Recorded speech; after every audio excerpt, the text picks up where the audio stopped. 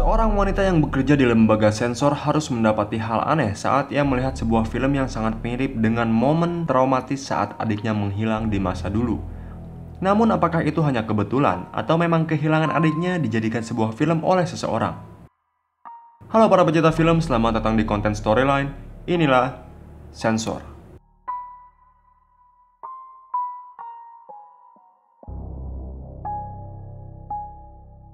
Scene dibuka dengan memperlihatkan seorang wanita bernama Enid dan ada juga Sanderson yang sedang memeriksa sebuah film.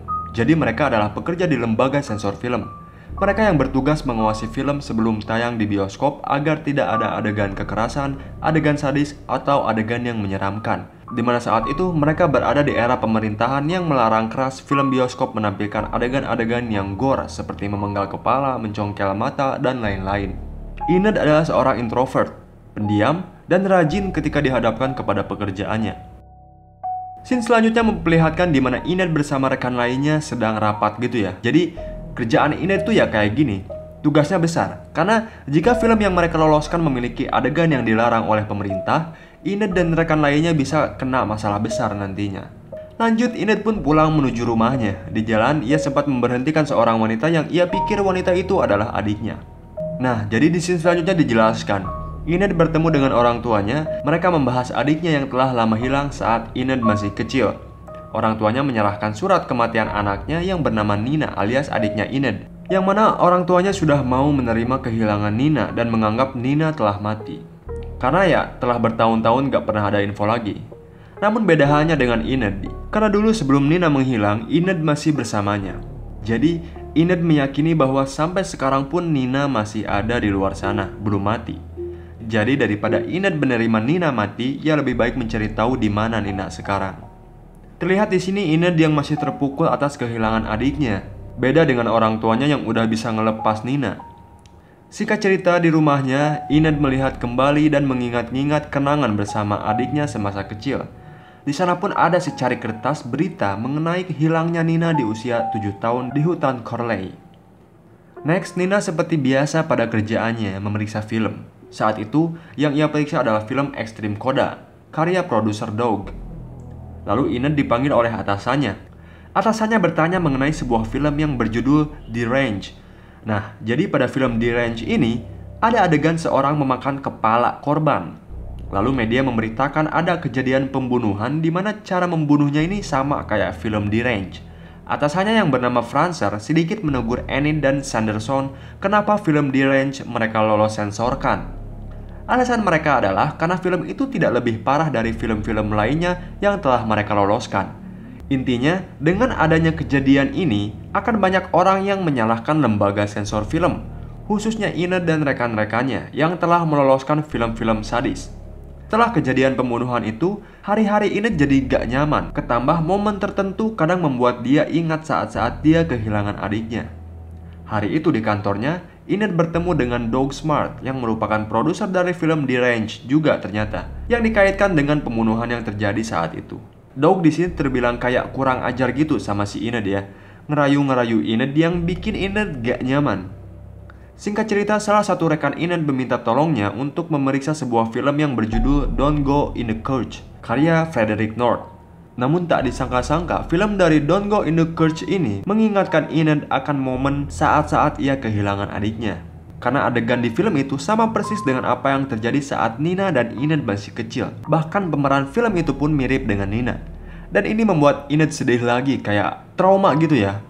Rekannya yang melihat Enid seperti nggak baik-baik aja mencoba menenangkan Enid dan memberikan support, berusaha memberitahu Enid agar dia jangan terpengaruh oleh hal-hal di luar. Karena menurut rekannya, Enid merupakan yang terbaik dalam bidang sensor film ini. Tak hanya saat itu, saat Enid menelepon ibunya pun terlihat Enid yang kayak terpukul atas kehilangan adiknya. Padahal udah berpuluh-puluh tahun, tapi Enid masih nggak bisa move on. Lanjut, film Don't Go in the Church ini membuat Enid selalu mengingat-ingat terus saat dia kehilangan Nina. Dia jadi kayak dihantui terus hari-harinya sama film Don't Go in the Church karya Frederick North ini. Hingga akhirnya ia memutuskan untuk mencari tahu informasi lebih lanjut mengenai film tersebut.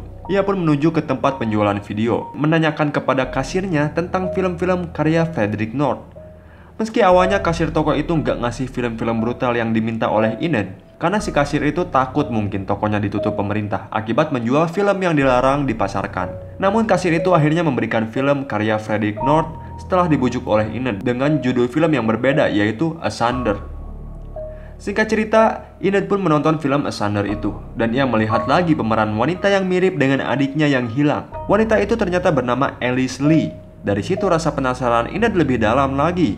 Bahkan dia yakin bahwa Alice Lee sebenarnya adiknya Enid yang telah hilang bertahun-tahun lamanya, dan menjadi pemain film dengan mengganti nama menjadi Alice Lee. Ia pun lalu pergi ke rumah orang tuanya mengabarkan tentang sebuah film dengan pemeran wanita yang sangat mirip dengan Nina, film Asunder tadi ya. Namun orang tuanya masih tetap tidak ingin lebih jauh lagi mencari tahu tentang adiknya, dan sudah pasrah. Lebih baik menerima dan menganggap Nina telah mati, dan menjalani hari-harinya dengan damai. Jadi, Enid tak berhasil meyakinkan orang tuanya untuk ikut membantunya mencari lagi Nina. Enid makin lama makin yakin tentang Alice Lee adalah adiknya, hingga sampai terbawa mimpi berkali-kali. Hari-hari berganti, ia pun melanjutkan lagi mencari tahu mengenai film Don't Go in the Church, serta mencari tahu pemeran wanitanya alias Alice Lee. Ia mendapat sedikit informasi di kantornya, namun itu tidak cukup. Akhirnya ia pergi ke kediaman Doug, sang produser dari film The Range. Nina lalu menanyakan beberapa hal tentang film Don't Go in the Church serta sutradaranya Frederick North. Doug mengatakan bahwa sekarang Frederick North sedang melakukan syuting tentang film sequel dari Don't Go in the Church itu, dan mengatakan bahwa sequel itu akan menjadi akhir dari peran Alice Lee. Namun saat Enid berusaha mencari tahu lebih dalam lagi, si Doug ini yang genit malah mencoba untuk mencumbu Enid. Hingga Enid yang berusaha melindungi diri tak sengaja mendorong Doug hingga kepalanya tertusuk sebuah piala di meja dan membuat Doug mati seketika. Enid hanya terkaget dan tak mampu berbuat apa-apa. Lalu dia pun pergi dari kediaman Doug. Keesokan harinya ia lanjut mencari tahu mengenai film sequel yang dimaksud oleh Doug, hingga ia menuju ke arsip di kantornya dan menemukan alamat lokasi syuting dari film sequelnya yang berjudul The Cottage.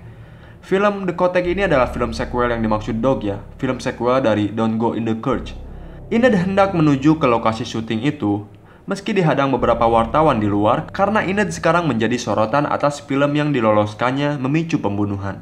Namun Enid tak menghiraukannya dan pergi menuju lokasi syuting The Cottage demi Alice Lee atau yang dia pikir adalah adiknya. Tiba di sana, Enid tiba di sebuah hutan bernama Hutan Land. Ia berhenti di tempat rias film The Cottage. Nah, sang perias ini melihat Enid kayak ngelihat Alice Lee mungkin ya. Jadi si perias ini nyangka bahwa yang datang adalah Alice Lee, walau sedikit berbeda.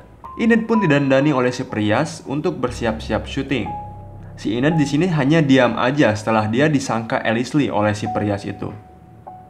Setelah selesai, Enid pergi menuju ke tengah hutan tempat syuting The Cottage. Di sana ia bertemu sang sutradara Frederick North. Di sini Frederick North menyangka bahwa Enid adalah peran baru yang akan bermain dalam film The Cottage. Ia berpikir bahwa Enid adalah kiriman dari Doug, sang produser dari film The Cottage ini ternyata, di mana Frederick North menjadi sutradaranya. Namun si Frederick ini berbicara kepada Enid seakan-akan ia benar-benar menculik Nina dan mengganti namanya menjadi Alice Lee. Padahal si Frederick ini sedang merekam Alice Lee agar ia mendalami peran amarahnya untuk film The Cottage. Jadi si Frederick ini ingin si Enid atau yang dia pikir adalah pemeran barunya improvisasi dalam perannya. Namun Enid kan gak berniat untuk main film tuh, niatnya nyari adiknya. Jadi dia marah tuh ya pure aja marah asli, bukan acting. Sedangkan si Frederick menganggap amarahnya si Enid ini ya sekedar acting aja. Singkat cerita, Enid tiba di sebuah tempat yang sama seperti film Don't Go in the Church dan bertemu satu orang berbadan besar yang bernama Charles. Tiba-tiba Charles ini memeluk Enid dan mengatakan bahwa ia merindukannya. Lalu si Charles ini menuju Alice Lee dan menyiksanya.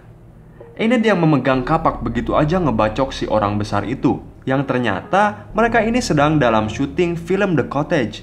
Namun Enid yang lebih meyakini bahwa orang-orang yang bersama Frederick North ini, orang-orang yang berada di film Don't Go in the Church, adalah orang yang menculik Nina. Ia pun terus menghajar Charles, bahkan sutradaranya Frederick North pun ia penggal kepalanya. Begitu besar amarah yang dia miliki kepada orang-orang di sana. Enid lalu mengejar Alice Lee yang kabur dan meyakinkan dia bahwa dia adalah adik dari Enid. Namun Alice Lee bersikeras bahwa Enid bukan kakaknya dan dia mempunyai kakak yang bukan Enid. Alice Lee di sini terus menangis ketakutan karena si Enid ini udah ngebunuh Charles. di mana Charles adalah temannya si Alice. Alice pun melarikan diri dari Enid karena ketakutan. Namun Enid akhirnya hanya bisa menangis terus memohon dan terus meyakinkan dirinya bahwa Alice Lee adalah Nina. Hingga ia berhalusinasi, didatangi Nina dan mereka pun pergi menuju ke rumah orang tuanya. Hingga orang tuanya menyambut mereka dan mereka memeluk Nina yang telah lama hilang. Dengan diakhiri Enid yang mengarah ke kamera tersenyum dan tertawa jahat. Film pun berakhir.